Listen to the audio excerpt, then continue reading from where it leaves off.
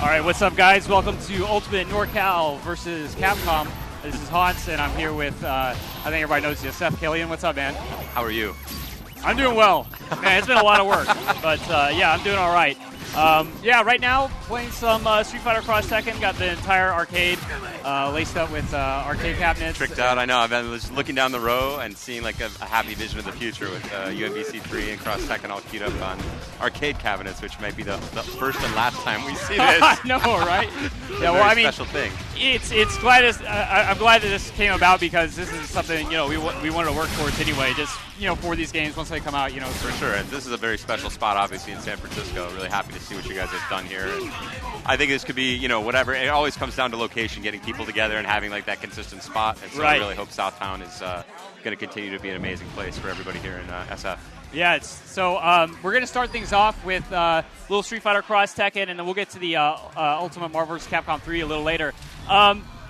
Let's just assume nobody has seen Street Fighter Cross Tekken before. This is our first time even seeing it at all. Like, how would you sum up the game thus far? I know there's been some changes and some new additions lately. A lot of changes and additions. But, I mean, ultimately it's just basically our attempt to try and mix Tekken, sort of the fun bits of Tekken and the fun bits of Street Fighter into a new game. So it's definitely a little more on the Street Fighter side because it is the traditional 2D side-to-side fighter. But we think we've got a lot of the fun mix-up kind of games from Tekken that are floating in all the characters. Obviously, we got the characters, and then also we stole the tag mechanic as far as from Tekken Tag, where if one of your guys gets KO'd, you lose. So it's very important to switch. You'll notice your health heals back very quickly. So if you spend the time or the meter or whatever you're going to do to get that switch in, it'll really pay off for you long term.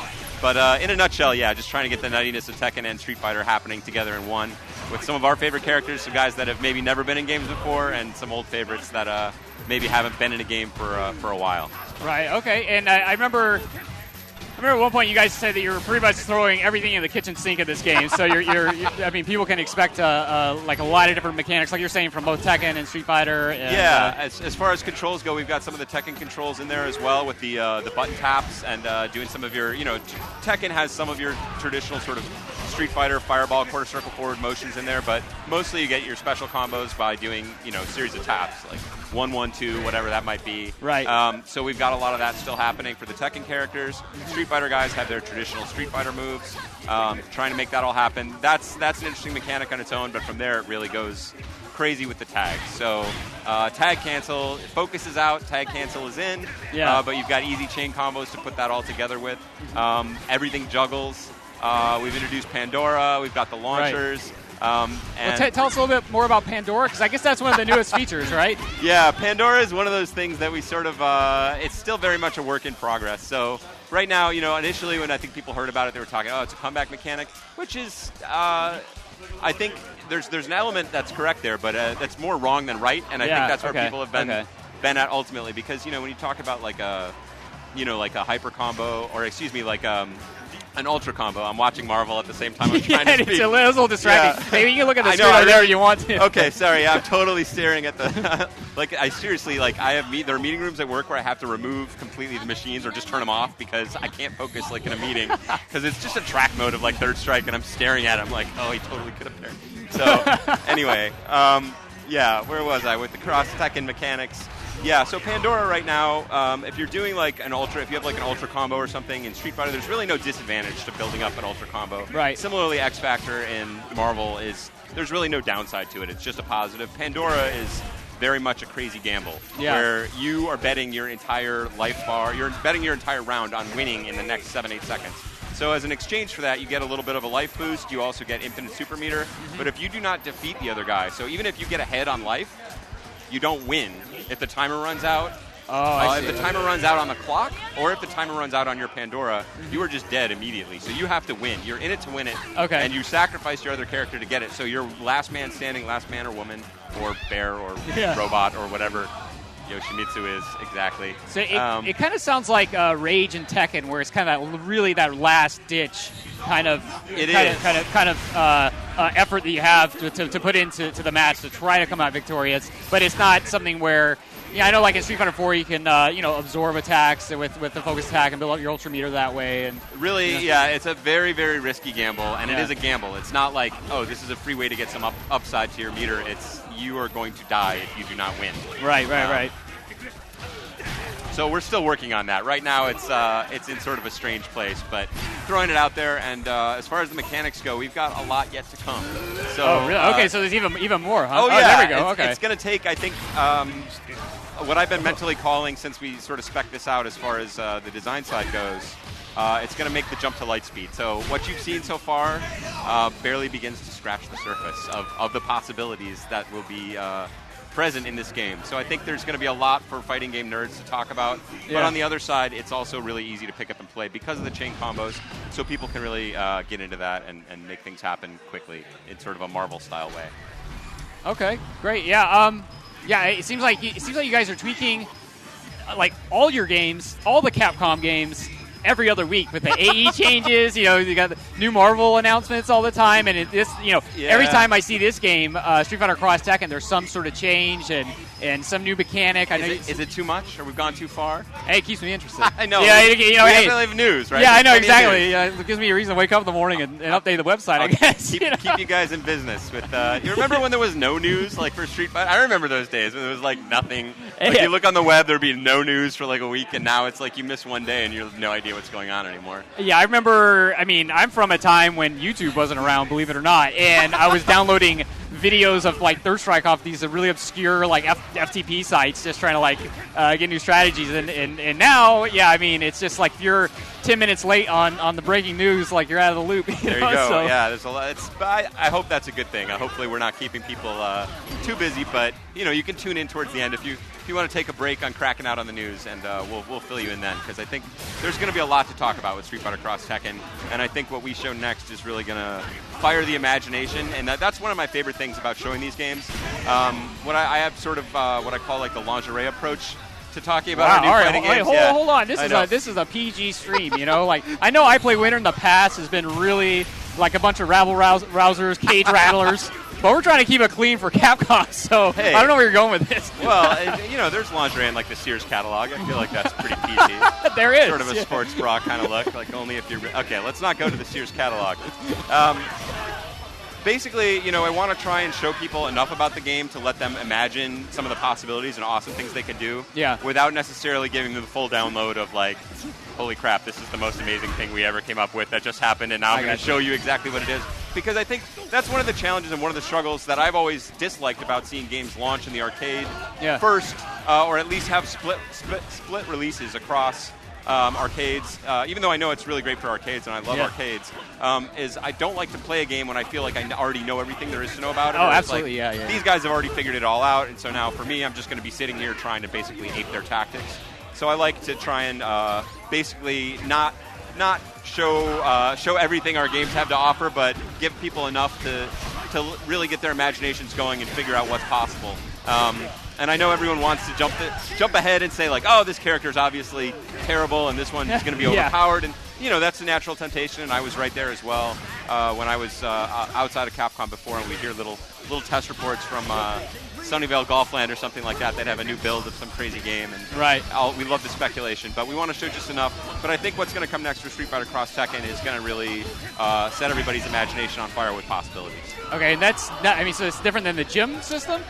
It might be related to that, but you'll see the full scope of the vision. Okay, because I know that I guess that was the most recent announcement was the gym system, and I guess that was just like a couple weeks ago. And can you tell us anything more about that? That's where we're going next. So what I will say about it is it's there's going to be a lot to think about, a lot to. So people that like playing Theory Fighter are going to have a lot of theories to play with, and then a lot of ways to check those out and see them in practice. So that's always internet gold, but it's also going to be, I think, a lot of fun for people just to explore different possibilities. And we'll have more on the gem system pretty soon. Okay.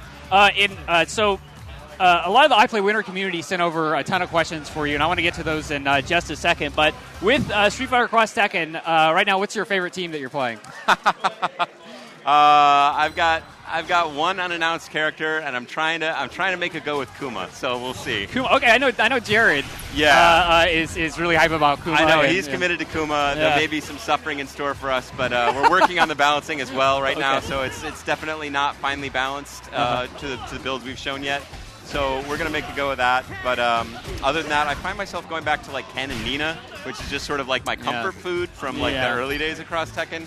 But I've been playing a lot of the unannounced characters, so that's where my heart is at always, to see what's possible with them. There's one in particular, an old favorite of mine that I actually used to play in some previous games that's not yet been announced. That will be, I think, really strong. Okay, all right. Because I'm beating the QA team with them, and I'm not that good. No. If I could score wins, they're like, oh, wait a minute. Yeah. we need to look at this. We need to look at that. I mean, look at the way he's playing. Everybody. Yeah. He shouldn't be winning. That's not a good sign. Yeah. Okay, so I know a lot of you guys like sent in a bunch of questions. We couldn't get to all of them already. I've interviewed you plenty of times. I already kind of know what you can and can't answer. I appreciate that, and sorry for everybody that wants, again, those juicy details. I love that stuff too, but we want to let people, discover and explore, and also especially when it comes from me. If you guys discover some awesome stuff here tonight, go for it. That's why we have it out here. But if it comes from me, also sometimes people think like, oh, well, that's the way Capcom's telling us to play. This is the real deal, and it's like, no. I mean, you guys are as much a judge of what's going to work and what's going to be strong as we are. And so I don't want to sort of poison the waters with like, no, this is the real shot from Capcom or anything like that. So I got you. Respect to what everybody here discovers. And I think a lot of these people are asking the questions. They know you can answer them, but maybe there's just like a shot in the dark that maybe they get lucky. I get baited every once in a blue moon. Not too often, but I blow it once in a while. So right before we get into these questions, I want to give a huge shout out to Mark Mann of Mad Cats, Mark Julio.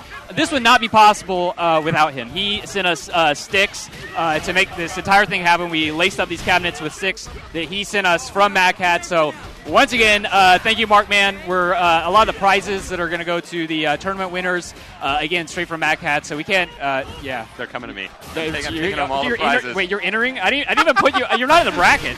You're here to be the this talking. This is an outrage. Worst run tournament ever. No. BS. Hey man. Hey, you know how it goes. Like I remember with Mortal Kombat, they didn't let people enter the tournament because they had too much time with the game. That's the same thing that's going on here. All right. You tell me that you're wiping the floor with the QA team. You're not in the tournament, okay. man. All right. I mean, look at these innocent faces around here. They are. There's some fresh, hopeful faces. Wanting to be crushed by dirty tactics that have been grinding out in training mode.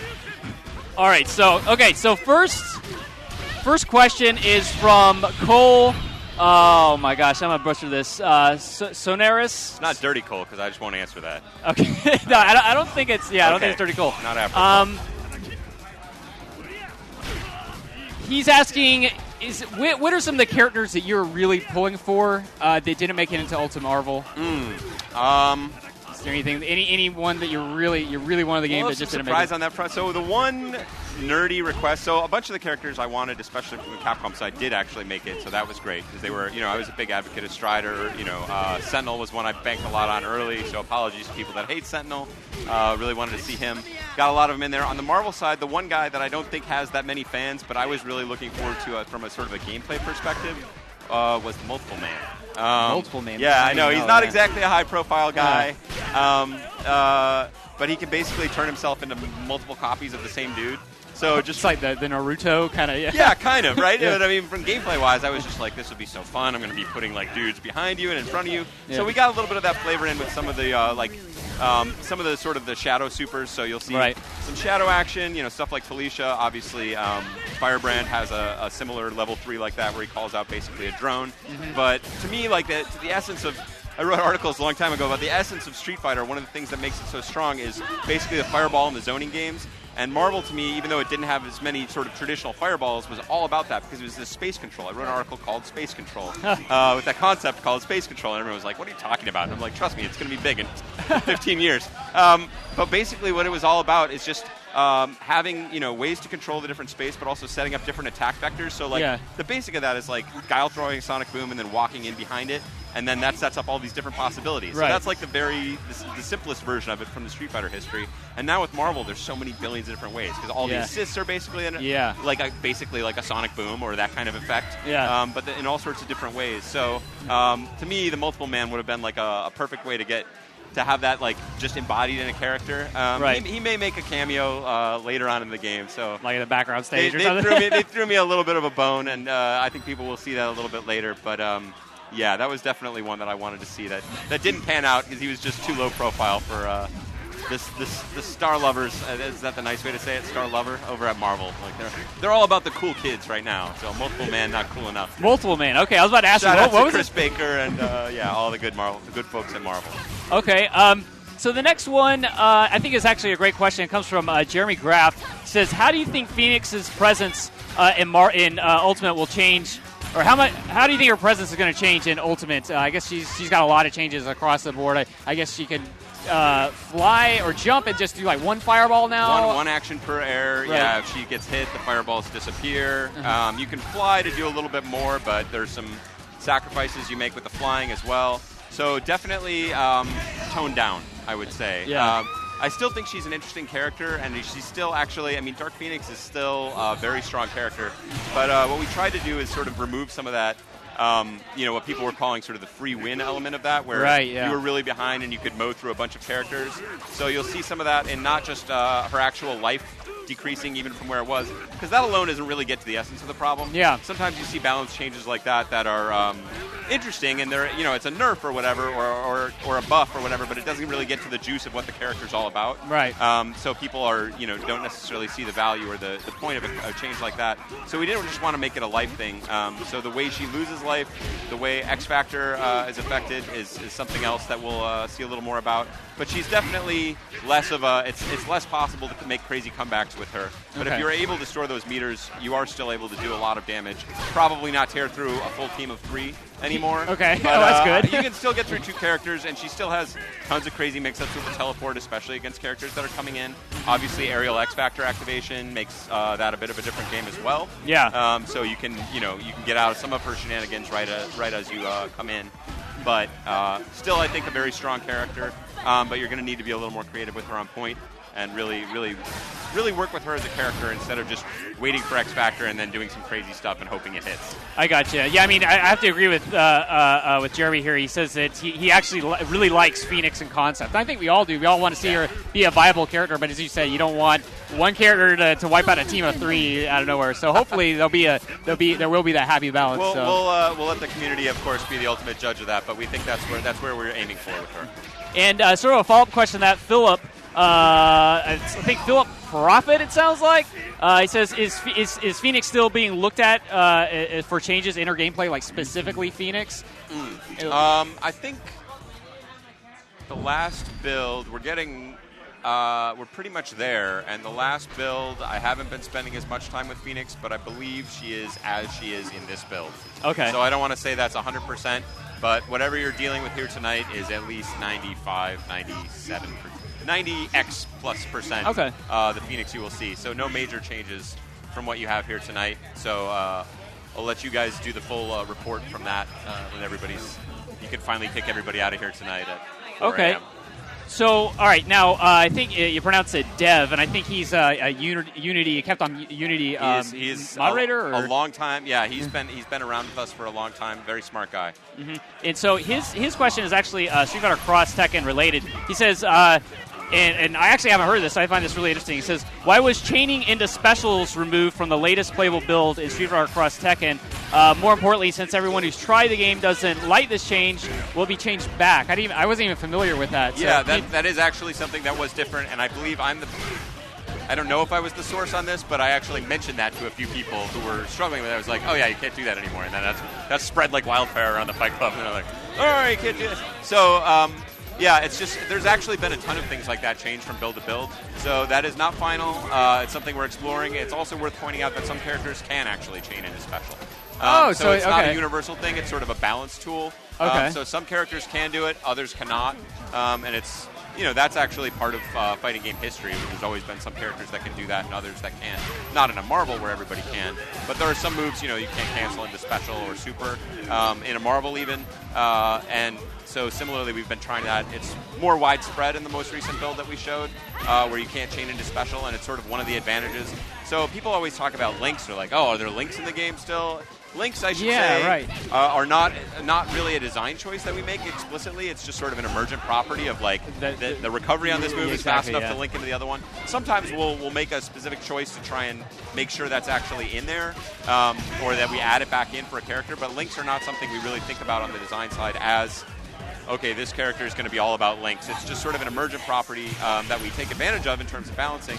But it's sort of, in this case, it's sort of a refocus on linking, or if you're willing to cancel one move into a special, there's an advantage to that rather than just being able to do an extended chain and then cancel that into a special on more of a hit confirm kind of way. So you're more committed to just a chain rather than having the option to go into special.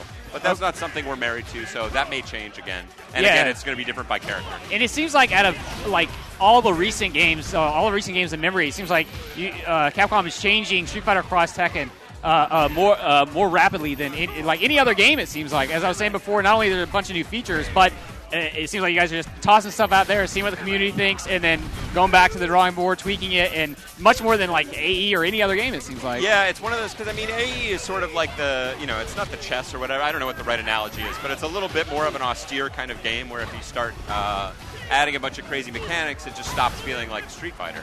Right. In some respects. Yeah. Whereas this is, even though it's sort of shares some overt similarities to Street Fighter, is actually a very, very different beast, both from Street Fighter and also from Tekken. So it's really its own man in some respects. But that also gave us the freedom to really explore a lot of mechanics that we're just interested in, playing around with it, having a good time, and seeing ultimately if it makes a more fun experience and if it's going to really add up to something for the game or not. But it's basically a bit of a laboratory for us to sort of try different things out and see where they might go. Okay, great.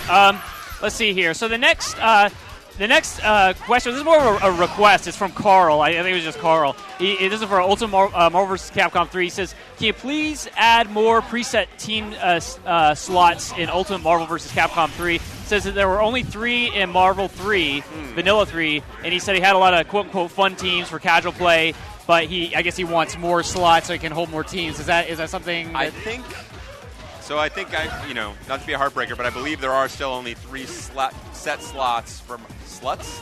Only 3 sluts in Marvel. I'm trying to keep it clean. I know. You're infecting me with your I play winner action. There are only Save it for Keystone. I think there are only still 3 slots. Japan is not a big fan of changing characters all the time. They like sticking to your gun, so I think they can't imagine that anyone would want more than 3 set slots. Yeah. So for Carl, sorry, buddy, if you're going to play some fun teams, you're going to have to handpick them once in a while. So hopefully 3 is enough for most people, but I believe it is still 3 for Ultimate. So you're saying, Carl, stop having fun and get serious. That's pick one or pick 3 teams and just man up with those guys and stop trying to enjoy yourself. Well, if you want to enjoy yourself, you have to spend an extra 5 seconds on the select screen. Okay, let's see here. This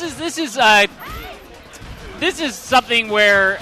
Okay, so this is like almost 2 paragraphs Donald is throwing out there about the story. And now a reading from Donald. Yeah, and Donald about the blow it up. But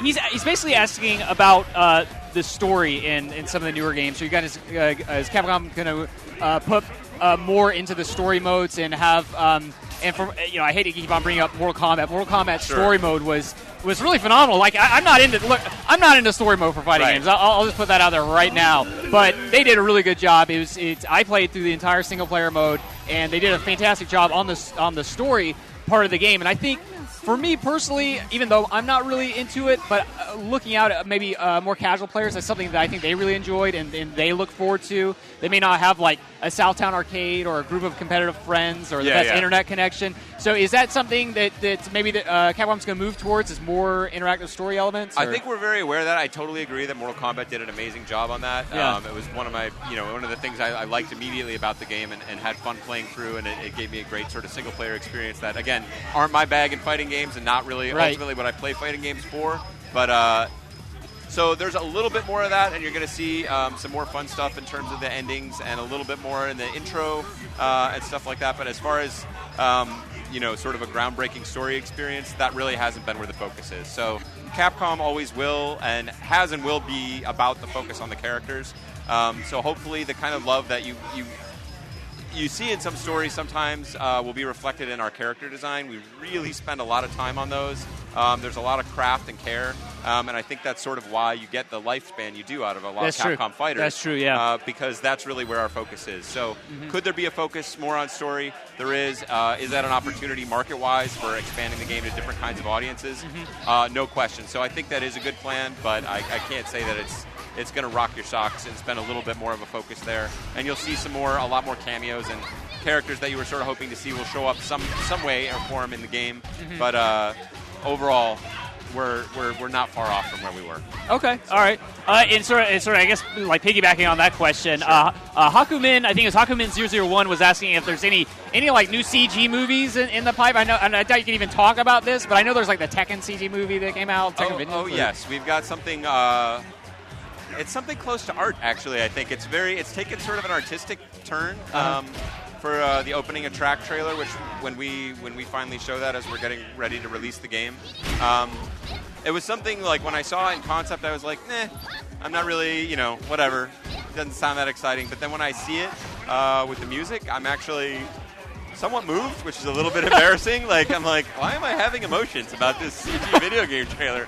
But I think it's something close to it was pretty special to me, and again, the way it ties a lot of the characters. It's a very diverse cast as far as like serious and stupid. Yeah.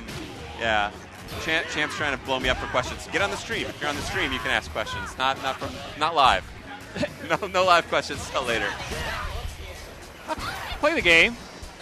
Just play the game. I know. Leave it to Filipino Champ to complain. Yeah, I know about something.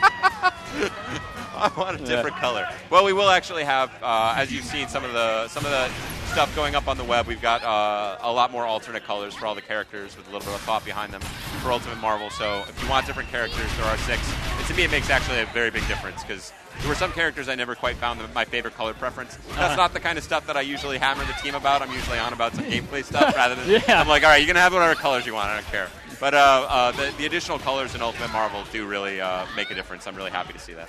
Okay. Let's see here. Gosh, where were we at? Now I totally... We just read from Hakuman. Yeah, okay, here we are.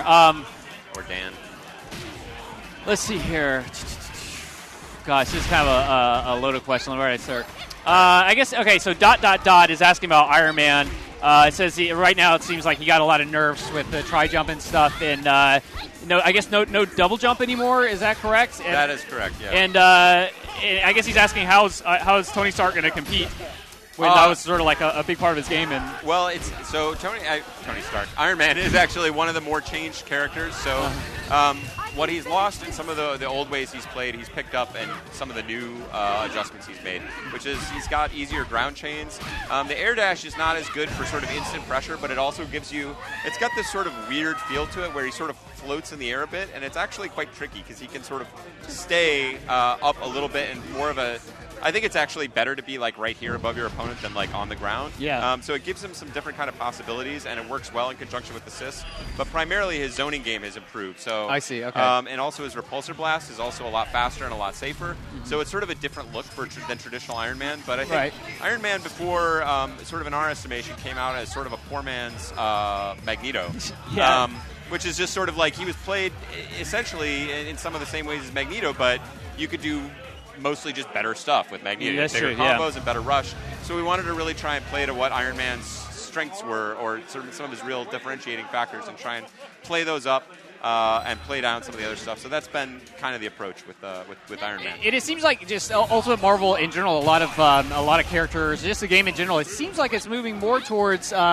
Like I think Maximilian had a video that came out from the Fight Club, and I just heard from numerous different players. It's moving more towards a zoning type of game where there's a lot of like mind games and strategy behind the way you're going to approach your opponent, rather than just like hit an assist and then wave dash or try jump in and like hope for the best. Yeah. Did it hit? Okay, hit confirm into this. Yeah. Right. No, that was a very. I think you heard that first actually from me. It's a very explicit design decision, and so it's very difficult to make zoning and things like that really effective in a game like Marvel because the characters are so free to move. There's so many things like teleports, the assists. Create such havoc with those kinds of plans. Right, yeah. So you've got your teleports, you've got your fast-moving characters, you've got a huge play screen that you need to control. So ultimately, it tends to be ultimately. There we go. Always be selling. See what I'm doing to your brain? Love that movie. I know. Yeah. Oh man, we can just sit here. I could do like a dramatic reading of the whole movie right now.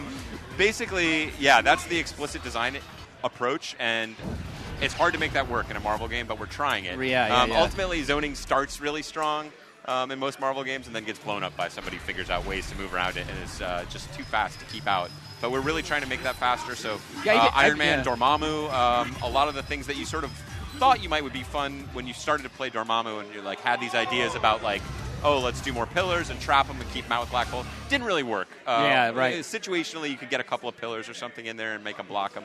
But now that's been tightened up, and Dormammu I actually think is a character that's come out pretty well, just by having a lot of his mechanics sort of tightened up and making the pillars sort of do more of what we wanted to do. It's also scary to design a Marvel game. I know we have more questions, so I'll let it go through. But it's scary to design a Marvel game because you're not sure what's going to be too strong. So I think the team was happy to have another crack at having a chance to see what really was too strong, or where they could tone or power it up just a little bit without making it too good. Well, even some Marvel 2 players, they mentioned back in the day when Marvel 2, people were just still figuring out strategies. There was like that was a big time zoning game as well. I think what was it like? You had like Spiral, Blackheart, kind of. Spiral was really well, and then what was so funny to me is like, as somebody who's been watching these tournaments for so long and going to them, is watching Duck actually come back with the second generation of Marvel players. So he's up against guys like Yikes, who came in sort of the Magneto Storm era, where it was all like rush, and he's such an amazing rush player, but he didn't have the experience beating down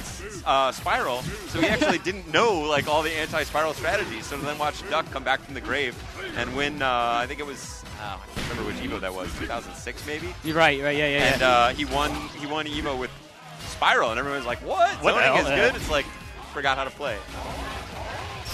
I'm not the guy to talk to. Sorry. Yeah. Go. Hey, Art. There's something with one of the joysticks. Yeah. Yeah. All right. Sorry, guys. Mad Cats. I'm sure it was. There's something with the joystick. I don't know. Ask them. Yeah. I like that you're the default man. Like, I know people you're not doing anything. They're like, hey, how do you do? I know, it's like, I sit in front of the computer. On the internet here. Yeah, I know. People think I'm checking my email, I guess. This is serious business. Having a very animated discussion about your email. Well, actually, you are checking your email. Actually, it looks exactly like I'm checking my email here. So, anyway, moving on, because we do want to get into this more Ultimate Marvel. Players are lined up. They're playing it right now, so we want to switch over to that soon. But we got a few more questions here. And this is, I kind of grouped, I guess it was like 4 questions, or 4 different questions into one, because they're all basically asking the same thing. It was from like Lynn and Daryl, Point, Counterpoint, and I think even one other person. Basically, they're asking about Shuma and Jill, because nobody's really seen much from Shuma and Jill in Ultimate Marvel, and they wanted to know basically what's different with them. Are they being touched? Are they just being left alone? I know, with them being DLC characters, they didn't really get as much love as like some of the other characters. So, 2 points. So on the first front, one, they've been actually pretty lightly touched. So there's been a few things changed, but not a lot of dramatic changes. So you've seen some of the stuff with Shuma, where he's able to now grab and drain your life and your super bar, which is pretty cool. That's actually, I think, a nice improvement for him. There's been a few other little frame data changes, and things sort of tightened up. You can also mash out his super, I can't remember what it's called, where he throws out all the spiky eyeballs. I have no idea. Now it's mashable. Everyone loves mashing. That's right. So the mashing is back with the supers. Mashing is back, yeah. So he's got that. That's nicely mashable. Jill's, I believe, spin machine gun shot is also mashable. Jill, actually, we think is one of the most underexplored characters in the game. Shout out to Clockwork. I know he's trying for a while, but we think Jill is actually much stronger than I think the general tournament-going populace does. So certainly we could be wrong about that, but Jill was not a character we thought really needed buffing.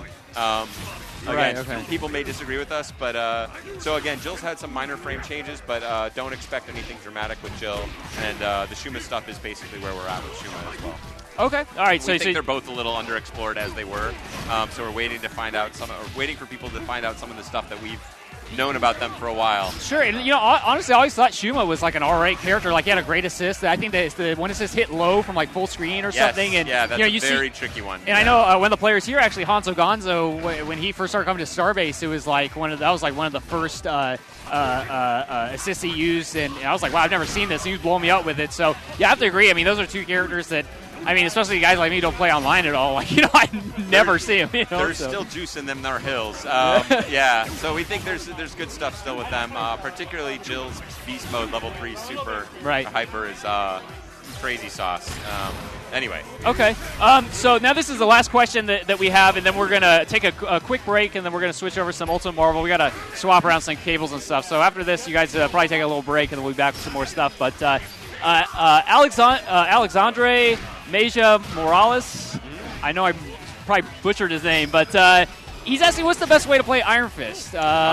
He mentions that he knows his launcher sometimes does not connect with a simple combo, and I guess, and he's also asking if you're going to post up a change log, or like an official one, like you've been doing with AE as well. So, yeah, on two fronts. So, one, about Iron Fist Launcher in particular, it hits low, which is somewhat interesting because it's got pretty decent range and hits low, so you can actually use it in conjunction with OTG assists, or not OTG, but overhead assists. Oh, okay. Right, yeah. So it gives him some interesting options there. He's also got high lows with himself, so he's got moves that hit low from his Rekkas, or moves that hit overhead, which again you can use in conjunction with some of our new characters. We'll have low hitting assists, things like that, as well as the existing cast that has low hitting assists. We're also bringing in more overhead assists.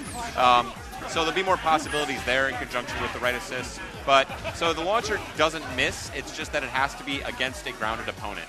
So it will hit only on the ground. So if you're in the air and so you can do like an ABC ground chain or chain against somebody who's in the air. Like if you're grounded and you're my opponent floating a few feet off the ground, and I do an ABC air chain. And then I hit launcher, that launcher will not hit. It will whiff under them. Yes. Yeah, okay, I see what you're saying. But what you can do, he still has options, like he has towards and C is jump cancelable, so you can go into towards and C from the C and jump up and get some things going there, pull him back down to the ground, and he's got great OTG. He can OTG by himself from anywhere and put that into a super that'll put you off the wall, and then go into another super that will combo easily from there. So he has a lot of potential once he gets that going, but you have to be a little more creative with him. So it's just something we were exploring mechanically. What if we have a launcher that hits a little differently? That's, all the launchers are of course different with ranges and speeds and things like that, but that's where it was with Iron Fist. So his actually hits low. What was the other? There was another question. They're asking about a change log. I think you mentioned you are going to release one, right? Yeah, we're working on it right now. So we'll have the first part of it, which is just some systems, hopefully very soon, maybe as soon as next week. We'll have some basic systems gone over there, and then get to some more juicy character details from there. And again, it'll be relatively juicy. Don't expect frame data. We want our friends at our strategy guide, licensees and things like that to have. Lord Bucktooth? To have, yes. Yeah, those guys are my best friends and worst enemies. Like, because they're always we're always causing them problems and hassles and changing things right up to the last minute. Oh yeah. But then I'm always trying to give them a few tips here and there where I can. Yeah. Well, hey man, they do an amazing job. I've written strategy guides for like OneUp.com, and it's like you try your best to learn all this stuff, and then like the game's out for a week, and you're like, I can't believe I even wrote this. This doesn't make any sense. I worked on the official NBC2 strategy guide, right? Which Yeah, never got published. Oh my God, really? Yeah, way back in the day with a lot of different heads. They had, I think, almost 8 or 9 people working on that, and that turned out really well. Never published. I wish I had my copy still, because maybe they would let us release some really bad pre-launch NBC2 strategies. Actually, it was post-launch because it was a console release after the arcade, so we kind of knew what we were doing. But anyway, yeah, strategy guide is a tough and thankless job. So shout outs to those guys. Cool. So I guess what in the coming months, I guess we can expect that change log for Ultimate or less, because we're out in the middle of November. Amidst every other great game you'll ever see. But fighting games will own it. And again, the game's only $40, so hopefully people who are interested in a nice value proposition will check that out. But we'll have that change log up in hopefully a matter of weeks.